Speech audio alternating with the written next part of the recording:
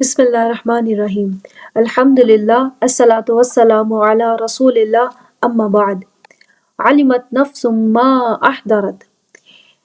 یہ اس سورت کی 14th آیت ہے۔ یہاں تک اس سورت کو ہم دیکھ چکے تھے۔ سورت کا آغاز شرائط سے ہوا تھا، یعنی اذا الشمس کورت، جب سورج اسے لپیٹ دیا جائے گا، واذا النجوم انکدرت، اور جب تارے وہ ماند پڑ جائیں گے۔ اس طرح 12 شرائط تھی اور ان کے بعد یہ آیت تھی علمت نفس ما احضرت۔ اس وقت ہر نفس جان لے گی کہ وہ اپنے ساتھ کیا لائی ہے۔ یہ ایک طرح سے ایک مسافر کی تصویر ہے جو گٹھری اٹھائے سفر سے واپس پہنچا ہے۔ انسان اس دنیا میں خالی ہاتھ آتا ہے، واپسی پر اپنے ساتھ نہ مال لے کر جاتا ہے، نہ عزت، نہ شہرت، نہ گھر بار، نہ اولاد، نہ رشتے ناتے، صرف اور صرف انسان کے اعمال ہیں جو اس کے ساتھ جاتے ہیں۔ جب انسان اس دنیا میں آیا، اعمال اس کی گٹھری میں شامل ہوتے رہے۔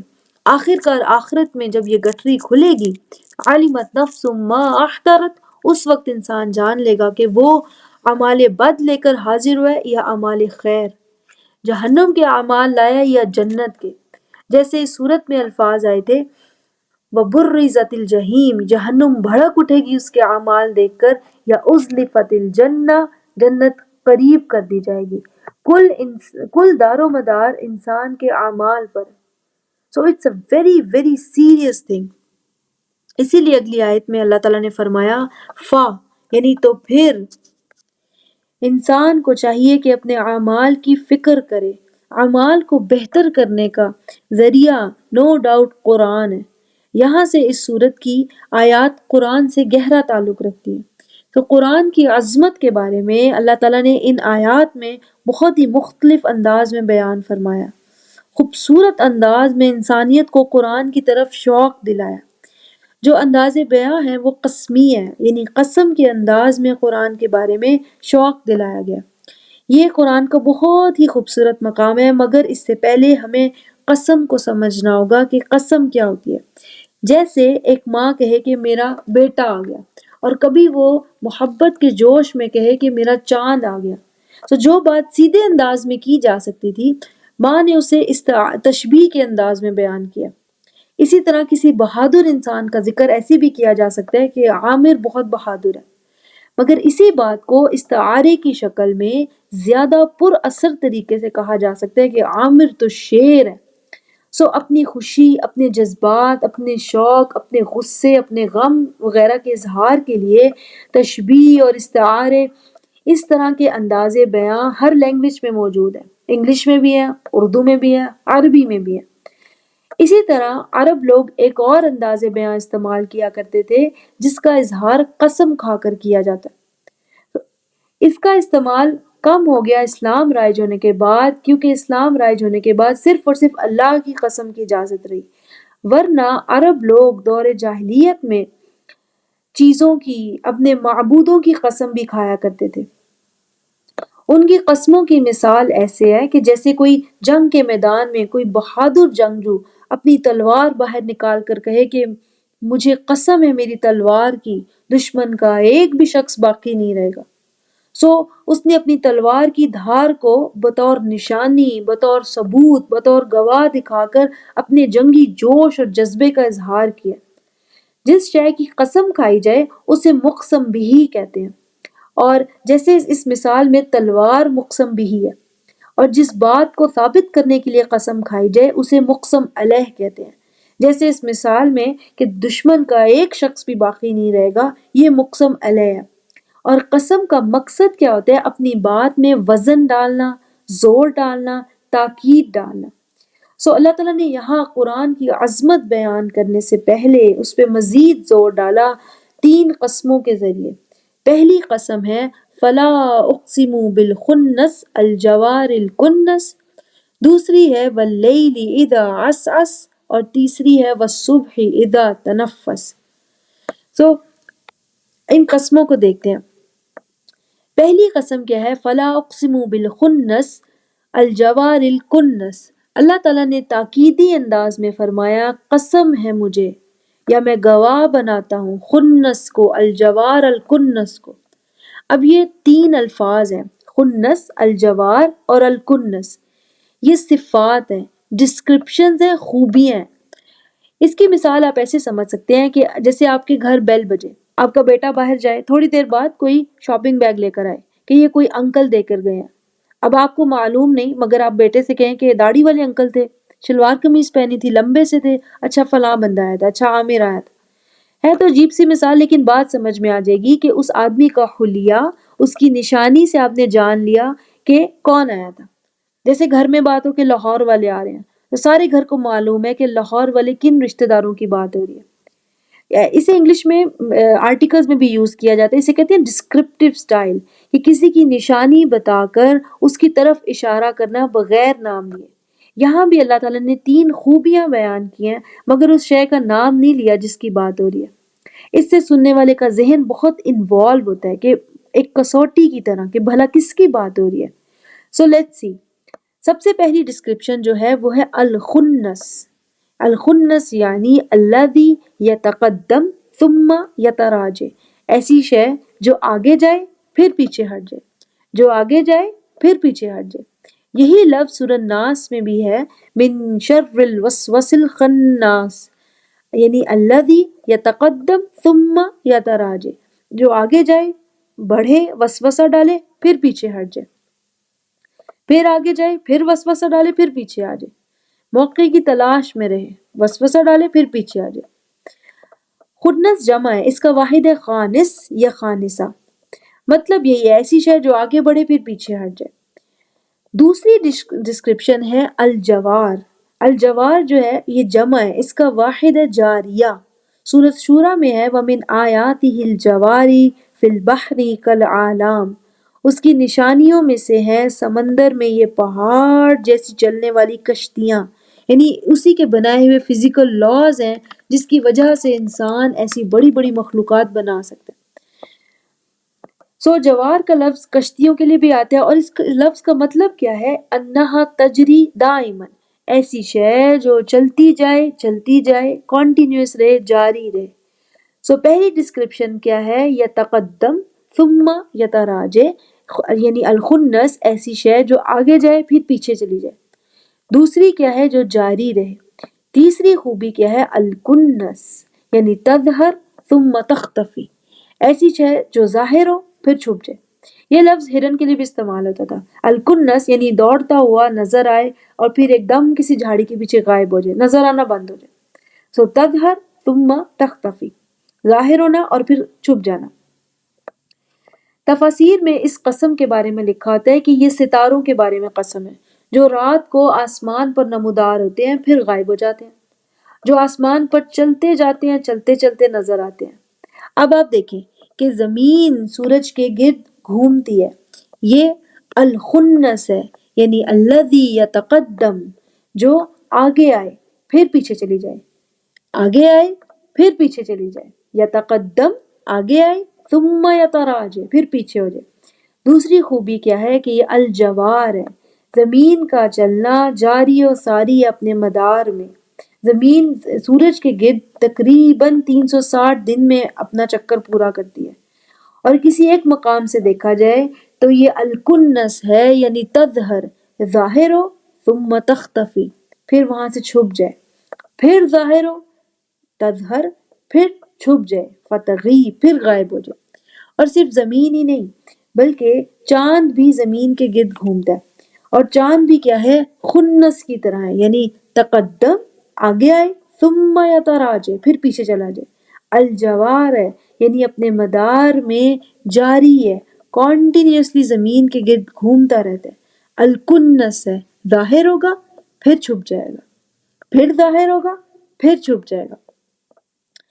نہ صرف زمین اور چاند اپنے اپنے مدار میں ہیں بلکہ تمام پلانٹس، تمام سیارے بھی سورج کے گرد اسی طرح اپنے مدار میں گھوم رہے ہیں۔ الخنس ہیں اپنے ایلپٹیکل آربٹس میں، کبھی آگے ہوں گے پھر پیچھے ہو جائیں گے۔ الجوار ہیں، جاری ہیں، کنٹینیوسلی موونگ میں ہیں، اور کسی ایک پوائنٹ سے کبھی ظاہر ہوں گے اور پھر وہاں سے غائب ہو جائیں گے۔ نہ صرف یہ کہ تمام پلانٹس اور ان کے ساتھ جو چاند ہیں وہ حرکت میں ہیں، بلکہ تمام ستارے بھی اپنے اپنے مدار میں گھوم رہے ہیں۔ سورج بھی ایک ستارہ ہے، جیسے اس جیسے کئی ستارے ایک مل کر ایک گیلیکسی بناتے ہیں، یعنی 100 to 200 ملین سٹارز مل کر ایک گیلیکسی بناتے ہیں. جس گیلیکسی میں سورج ہے اسے کہتے ہیں ملکی وے گیلیکسی. اور سورج اپنی گیلیکسی میں اپنے تمام پلانٹس کے ساتھ گھوم رہا ہے. یہ بھی خنس ہے، یعنی کسی ایک مدار پر، کسی ایک مقام پر آگے ہوگا پھر وہاں سے ہٹ جائے گا. الجوار ہے، کنٹینیوسلی اپنے سینٹر کے گرد گھومتا رہتا ہے، گھومتا رہتا ہے. الکنس ہے، ظاہر ہوگا ایک مقام پر پھر وہاں سے غائب ہو جائے گا، پھر کسی دوسرے مقام کی طرف چلا جائے گا، اور ایسے اپنے مدار میں چلتا ہی رہے گا. سو ملکی وے گیلیکسی کے ملینز آف سٹارز میں سے ایک ستارہ ہے سورج. اس گیلیکسی کے تمام ستارے حرکت میں ہیں، اپنے اپنے مدار میں، اور یہ پوری ملکی وے گیلیکسی اپنے مدار میں گھوم رہی ہے. یعنی کلو فی فلک یسبحون، ہر شے اپنے اپنے مدار میں کنٹینیوسلی تیر رہی ہے. کتنے ہی ایسٹرائڈز اور میٹیورائڈز ہیں جو سورج کے گرد گھومتے ہیں. سو یہ پہلی قسم ہے. فلا اقسم بالخنس الجوار الکنس، اجرام سماویہ کا وہ عظیم نظام جہاں ہر شے متحرک ہے. اللہ تعالیٰ نے گواہ بنایا اس عظیم نظام کو، ہر شے اپنے اپنے مدار میں جاری ہے. اس کے بعد دوسری قسم ہے جو اس عظیم نظام کے ایک خاص وقت کو ظاہر کرتی ہے، اور وہ کیا ہے؟ واللیل اذا عسعس، قسم ہے رات کی جب وہ عسعس ہو. عسعس اصل میں کلمہ ازداد میں سے ہے. یہ اپنے معنی اور متضاد دونوں کے لیے استعمال ہوتا ہے، یعنی اس کا میننگ اور اپوزٹ دونوں اس میں موجود ہیں. سو اس کا معنی کیا ہے؟ اقبل و ادبر. اقبل و ادبر، اقبل یعنی آگے بڑھنا، ادبر یعنی پیچھے ہٹنا. سو اس آیت کے دو مطلب نکلتے ہیں. واللیل اذا عسعس یعنی واللیل اذا اقبل، اور واللیل اذا ادبر، دونوں معنی نکلتے ہیں. یعنی جب رات آگے بڑھے تو رات جب صبح شام ہوگی اور اندھیرا پھیلنے لگے گا، روشنی ختم ہو رہی ہوگی، لیکن اس وقت اندھیرا ہلکا ہوگا. جب رات آگے بڑھے گی تو اندھیرا کیا ہوگا؟ ہلکا ہوگا. اسے کہتے ہیں ظلام خفیف، کم اندھیرا ہوگا. پھر رات گہری ہوتی چلی جائے گی یہاں تک کہ رات ہر طرف چھا جائے گی. مگر رول آف نیچر ہے کہ ایک وقت آئے گا کہ رات پیچھے ہٹے گی. سو اس کا دوسرا معنی کیا ہے؟ ادبر، جب رات پیچھے ہٹے اس وقت بھی اندھیرے کم ہو جائیں گے، یعنی ظلام خفیف ہوں گے، رات کم گہری ہوگی، یعنی صبح جو ہے وہ بس ہونے کو ہی ہے. سو اگلی آیت کیا ہے؟ وَالصُّبْحِ إِذَا تَنَفَّسَ، اور قسم ہے صبح کی جب وہ سانس لے. سانس لینا زندگی کی نشانی ہے. کسی انسان کو آپ تبھی زندہ کہہ سکتے ہیں جب وہ سانس لے رہے. سو صبح کا سانس لینا یعنی اندھیرے مکمل ختم ہو کے روشنی کا نمودار ہونا، زندگی روشنی کے آثار نظر آنے لگے. اب ان قسموں کا ربط کیا بنتا ہے، ان کا تعلق کیا بنتا ہے؟ اصل میں پہلی قسم فلا اقسم بالخنس الجوار الکنس، اجرام سماویہ یعنی سیلسٹیکل باڈیز کے اس مربوط نظام کے بارے میں ہے جہاں ہر شے متحرک ہے، ہر شے اپنے اپنے مدار میں گھوم رہی ہے. ہاں یہ ضرور ہے کہ اپنے مدار میں ہر شے کبھی تقدم ہوگی، تظہر ہوگی، آگے ہوگی اور ظاہر ہوگی، پھر پیچھے ہٹ جائے گی اور غائب ہو جائے گی، لیکن پھر سے تقدم ہوگی، پھر سے آگے بڑھے گی اور ظاہر ہوگی، پھر پیچھے ہٹ جائے گی اور غائب ہو جائے گی. اسلام بھی اس دنیا میں ایسے ہی جاری و ساری ہے. یہاں تک کہ پہلے انسان بھی نبی تھے، حضرت آدم علیہ السلام. انسانیت اسلام سے واقف تھی. اسلام تقدم تھا، تظہر بھی اور ظاہر بھی. مگر انسانیت جب دنیا پرست ہوتی ہے، شرک میں پڑ جاتی ہے، بدامنی بڑھ جاتی ہے، اسلام تراجع ہے، تختفی، چھپ گیا، پیچھے ہٹ گیا. بہت کم لوگ رہ جاتے ہیں جو اصل دین پر، توحید پر قائم رہتے ہیں. لیکن اللہ تعالیٰ انسانوں پر اپنی رحمت فرماتا ہے، کوئی رسول بھیجتا ہے، اسلام کو مضبوطی ملتی ہے. اسلام پھر سے کیا ہوتا ہے؟ آگے ہوتا ہے، ظاہر ہوتا ہے، تقدم ہوتا ہے. مگر رسول کے جانے کے بعد تعلیمات پھر سے مان پڑ جاتی ہیں، انسانیت دنیا پرست اور ظالم ہو جاتی ہے، شرک کے اندھیرے بڑھتے چلے جاتے ہیں، اسلام اخفاء کا شکار ہوتا ہے، پیچھے ہو جاتا ہے، چھپ جاتا ہے. اللہ تعالیٰ پھر کوئی رسول بھیجتے ہیں، اسلام پھر ریوائیو ہوتا ہے. اور یہ سلسلہ ایسے ہی جاری و ساری ہے۔ اجرام سماویہ کا اپنے مدار میں گھومنا جیسے ہے، بالکل ویسے ہی اسلام کا کبھی آگے ہونا پھر پیچھے ہو جانا، ظاہر ہونا پھر غائب ہو جانا، یہ پہلی قسم ہے۔ اس کے بعد جو اگلی قسم ہے وہ ایک خاص وقت کے لیے ہے، وَاللَّيْلِ إِذَا عَسْعَسَ، اذا ایک خاص وقت کو ظاہر کرتا ہے، اور قسم ہے رات کی جب وہ عسعس ہو۔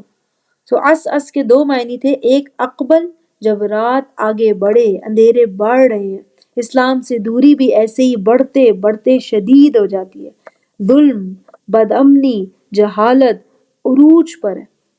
مگر رول آف نیچر کیا ہے کہ شدید رات کے بعد اس رات کی شدت ضرور کم ہوگی، اندھیرے کم ہوں گے۔ سو واللیل اذا عسعس کا دوسرا معنی کیا ہے کہ رات جب پیچھے ہٹے۔ اس کا لازماً نتیجہ کیا ہوگا؟ والصبح اذا تنفس، قسم ہے صبح کی جب وہ سانس لے۔ عیسیٰ علیہ السلام کے جانے کے بعد دنیا میں اسلام سے دوری، گمراہی اور اندھیرے بہت ہی شدید تھے، جہالت بہت زیادہ تھی۔ اللہ تعالیٰ نے پھر سے انسانیت پر رحم فرمایا اور اپنے آخری رسول کو قرآن دے کر بھیجا تاکہ اسلام کا نظام پھر سے غالب ہو، آگے ہو، ظاہر ہو۔ ایسا ہی ہوا، یہ تو ہم جانتے ہیں۔ مگر آج ہم دیکھتے ہیں کہ دین پھر سے مغلوب ہے۔ بہت کم لوگ ہیں جو اصل دین پر، قرآن پر قائم ہیں۔ تو نبوت جو ہے وہ تو ختم ہو چکی، تو دین ریوائیو کیسے ہوگا؟ تو چونکہ اللہ تعالیٰ کے الفاظ قرآن موجود ہے، جو اللہ ان بڑے بڑے اجرام سماویہ کو ایک دائرے میں چلا سکتا ہے، وہ اپنے قرآن یعنی اپنے الفاظ کے ذریعے سے اسلام کو پھر سے روشن اور ظاہر بھی کر سکتا ہے۔ سو اگلی آیت جو ہے قرآن کی شدت کے بارے میں بتاتی ہے، اس کی اہمیت کے بارے میں بتاتی ہے۔ اللہ تعالیٰ نے فرمایا اِنَّهُ لَقَوْلُ رَسُولٍ کریم، یہ جواب القسم ہے، یعنی کوئی شک نہیں یہ قرآن قول ہے رسول کریم کا لایا ہوا۔ کوئی شک نہیں یہ قرآن وہ عظیم معجزہ ہے جو بار بار اسلام کو تقویت دینے کی طاقت رکھتا ہے، جو ظلم کو، گمراہی کو اور اندھیروں کو ختم کر کے بار بار اسلام کو عروج دے گا۔ سو انہو لقول، قرآن کے بارے میں یعنی کوئی شک نہیں یہ قول ہے، اللہ تعالیٰ کے الفاظ ہیں رسول کے ذریعے سے بھیجے ہوئے۔ رسول کا لفظی معنی ہوتا ہے پیغام لانے والا۔ یہ آیت کہا جاتا ہے کہ جبریل علیہ السلام کے بارے میں، اور اگر یہاں پر ہوتا انہ لقول جبریل تو معنی ہوتا کہ یقیناً یہ جبریل کا قول ہے، مگر یہاں پر رسول کا لفظ ہے، یعنی وہ جسے پیغام دے کر بھیجا گیا ہو۔ تو ذہن میں خود بخود سوال آتا ہے کہ یہ پیغام بھیجا کس نے؟ سو مرسل قرآن نو ڈاؤٹ اللہ ہے، اور جس فرشتے کے ذریعے قرآن بھیجا گیا یعنی رسول ملک وہ جبریل علیہ السلام ہے، اور رسول بشر محمد الرسول اللہ صلی اللہ علیہ وآلہ وسلم۔ سو ان آیات میں رسول ملک یعنی جبریل علیہ السلام کی صفات کا ذکر ہے۔ آیہ نمبر 19، 20، 21 میں جبریل علیہ السلام رسول ملک یعنی وہ فرشتہ جو قرآن لے کر آتے ہیں ان کی 5 صفات کا تذکرہ ہے۔ نمبر 1 وہ کریم ہے، نمبر 2 ذی قوہ، نمبر 3 ذی العرش مکین، نمبر 4 مطاعن، اور نمبر 5 ثم امین۔ تو کریم کے کیا معنی ہے؟ کریم یعنی نفیس، شریف، خوبصورت اخلاقیات کا مالک، صفات محمودہ، با کمال خوبیوں کا مالک، اور بعید عن صفات مذمومہ، بری صفات سے دور۔ جیسے کہتے ہیں رزق کریم، جو باعزت طریقے سے احتراماً دیا جائے، نہ کہ کسی کی طرف اچھال کر پھینکا جائے۔ یہ کریم یعنی نفیس، بہترین اخلاق اور بدی سے کوسوں دور۔ دوسری خوبی کیا اللہ تعالیٰ نے بتائی وہ ہے ذی قوہ، یعنی ذی قوہ کا معنی لکھا ہوگا صاحب القوہ۔ اصل میں ذی اور صاحب میں فرق ہے۔ صاحب کا مطلب ہوتا ہے کسی کی صحبت میں ہونا، کسی کے قریب ہونا، جیسے یوسف علیہ السلام نے فرمایا یا صاحب السجن، میرے جیل کے ساتھیوں۔ لیکن جو ذی ہے یعنی ذو سے بنا یہ لفظ، یہ صحبت سے زیادہ ہے، اس میں تمکن ہے، کسی شے پر، کسی کام پر قادر ہونا، اس کام پر غالب ہونا، اس کی ایبلٹی اپنے اندر موجود ہونا۔ جیسے صاحب علم اور ذو علم، ان دونوں میں فرق ہے۔ صاحب علم یعنی علم اس کی صحبت میں موجود ہے، دیکھ کر بتا دے گا آپ کو، مگر ذو علم ایسے ہے ہی is like expert of his domain, ذو العرش یعنی اللہ تعالیٰ کے پاس صرف عرش نہیں بلکہ اس سے بڑھ کر معنی ہے، عرش کی مطلق حاکمیت ہے اس کے پاس۔ اسی طرح ذی القوہ کا معنی ہوگا شدید قوت اور طاقت جس کے اندر موجود ہو، یہ نہیں کہ اس ہتھیار کی وجہ سے وہ طاقتور ہے، بلکہ مضبوطی اور طاقت اس کے اپنے اندر موجود ہو، یہ ہے ذی القوہ۔ اور قوہ فی الجسد بھی ہو سکتی ہے، جسمانی طاقت، قوہ فی الارادہ بھی ہو سکتی ہے، ارادے کی طاقت۔ قوت کا لفظ یہاں پہ چونکہ نکر آیا ہے تو اس طرح اس کا مطلب وہ یہ بنتا ہے کہ ہر طرح کی قوت اس علم کو لانے میں، اس کی حفاظت میں، اس کی تبلیغ میں جس طرح کی قوت درکار ہے وہ اس میں موجود ہے۔ اللہ تعالیٰ کے پیغام کو کوئی اس سے چھین نہیں سکتا۔ سورہ نجم میں جبریل علیہ السلام کی شان میں ہے کہ علمہ شدید القوہ، رسول اللہ صلی اللہ علیہ وسلم کو قرآن سکھانے والا شدید قوت والا ہے، یعنی قوت فی العلم، قوت فی التبلیغ، قوت لحفظ رسالت۔ اس کے بعد کیا فرمایا؟ عند ذی العرش مکین، عرش والے کے پاس اس کا مستقل ٹھہراؤ ہے۔ تو ذرا امیجن کریں مقام اور شرف، عزت اس فرشتے کا جسے اللہ تعالیٰ نے ڈیوٹی دی قرآن لے کر آنے کی تاکہ یہ کلام ہم تک پہنچ سکے۔ تو عند ذی العرش مکین یعنی عند اللہ، اللہ کے ہاں بہت قریب، بہت قرب حاصل ہے اس فرشتے کو۔ عندہ جو ہے وہ قرب کو، کلوزنس کو شو کرتا ہے۔ جیسے کہ ایک حدیث کیا ہے کہ اقرب ما یکون العبد من ربہ وہو ساجد، کہ بہترین قرب ایک انسان اپنے رب سے حاصل کرتا ہے جب انسان سجدے میں ہوتا ہے۔ اسی طرح کچھ اوقات ہوتے ہیں جو تجلیات کے یعنی اللہ تعالیٰ سے قرب کے ہوتے ہیں، جیسے کہ تہجد کا ٹائم ہے، جیسے کہ لیلۃ القدر ہے۔ پھر آپ دیکھیں کہ کچھ مقامات ایسے ہیں جہاں اللہ تعالیٰ اور اس کے بندے کا قرب بڑھ جاتا ہے، جیسے مکہ مکرمہ، جیسے موسیٰ علیہ السلام کا کوہ طور پر جانا، تو مقام تجلیات ربانی، مقام قرب ہے۔ اب ان سب کو کمپیئر کریں، وہ مقام جو سدرۃ المنتہا ہے، عرش کے قریب، کس قدر قرب حاصل ہے، کس قدر قرب حاصل ہے جبریل علیہ السلام کو۔ چوتھی خوبی کیا ہے؟ مطاع، یعنی وہ جسے فالو کیا جائے۔ ہم رسول اللہ صلی اللہ علیہ وسلم کے مطیع ہیں، یعنی ان کی اطاعت کرنا، ان کے اسوہ حسنہ پر چلنے کی کوشش کرنا، ان کے اخلاقیات کو اپنانا، ان کے نقش قدم کو فالو کرنا مسلمانوں پر کے لیے واجب ہے، ان کے لیے باعث شرف ہے۔ قیامت تک رسول اللہ صلی اللہ علیہ وسلم کے فالوورز موجود رہیں گے۔ مطیع جو فالو کرے اور مطاع جسے فالو کیا جائے۔ رسول اللہ صلی اللہ علیہ وسلم ہمارے لیے مطاع ہیں، ان کی اطاعت ہمارے لیے آنر ہے۔ اسی طرح جبریل علیہ السلام بھی مطاع ہیں، یعنی آسمانوں کے فرشتے انہیں فالو کرنا پسند کرتے ہیں، ان کے اخلاقیات، ان کے اسوہ حسنہ کو فالو کرنا باعث شرف سمجھتے ہیں، یعنی وہ جانتے ہیں کہ اللہ کے ہاں جبریل علیہ السلام کا بہت اونچا مقام ہے، اس لیے آسمانوں کے فرشتے انہیں کاپی کرنے کی کوشش کرتے ہیں۔ آپ دیکھیں فرشتوں کے سردار کی اللہ تعالیٰ نے ڈیوٹی لگائی قرآن پہنچانے کے لیے۔ اس کے بعد آخری خوبی کیا بتائی اللہ تعالیٰ نے؟ ثم امین۔ ثم سے فرق ہے، اس کا معنی ثم کا معنی ہوتا ہے پھر، لیکن ثم اسم ظرف ہے، اس کا معنی ہوتا ہے ہناک، وہاں، یعنی وہاں آسمانوں میں اس اونچے مقام پر وہ امین جانا چاہتا ہے، وہاں اس اونچائی پر، یعنی آسمان کے فرشتے بھی جانتے ہیں کہ قرآن یعنی اس امانت کو پوری ذمہ داری سے پہنچانے کی صلاحیت اور قابلیت جبریل علیہ السلام کے پاس ہے۔ He is the best choice for this job۔ اب آپ دیکھیں رسول ملک کی صفت ہے کہ وہ کریم ہے، شریف النفس، بہترین اخلاقیات کا مالک ہے۔ کیا یہ خوبی رسول بشر یعنی رسول اللہ صلی اللہ علیہ وسلم میں موجود نہیں تھی؟ اللہ تعالیٰ نے فرمایا اِنَّكَ لَعَلَىٰ خُلُقٍ عَظِيمٍ۔ پھر دوسری خوبی کیا ہے؟ ذی قوہ، یعنی رسالت کے فرض کو نبھانے کے لیے، اللہ تعالیٰ کا پیغام پہنچانے کے لیے جو ہمت اور جو صلاحیت درکار ہے، ہر طرح سے مشکل حالات میں ثابت قدم رہنے کی جو قوت درکار ہے، کیا وہ ہم نے رسول اللہ صلی اللہ علیہ وسلم میں نہیں دیکھی؟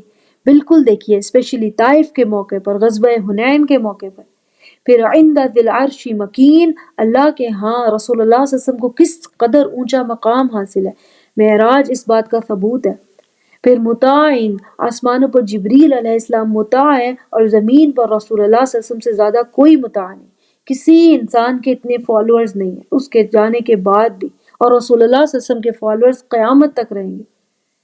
پھر ثم امین، یعنی جبریل علیہ السلام وہاں امین مشہور ہیں، تو سوچ خود جاتی ہے یہاں پر رسول اللہ صلی اللہ علیہ وسلم امین مشہور ہیں۔ تو جو خوبیاں رسول ملک میں ہیں، جو اللہ تعالیٰ سے پیغام لے کر دنیا میں اترتے ہیں، وہی خوبیاں رسول بشر میں بھی ہیں، جو جبریل علیہ السلام سے ریسیو کر کے لوگوں تک بحفاظت پہنچاتے ہیں۔ تو کیا ہی خوبصورت چینل ہے، بہترین کنیکشن ہے جس سے ہم تک قرآن پہنچے۔ تو کیا ہی عظیم کلام ہے، اور کتنی اللہ تعالیٰ کی رحمت ہے کہ ہم تک قرآن پہنچا۔ بارک اللہ لی ولکم، السلام علیکم ورحمۃ اللہ وبرکاتہ۔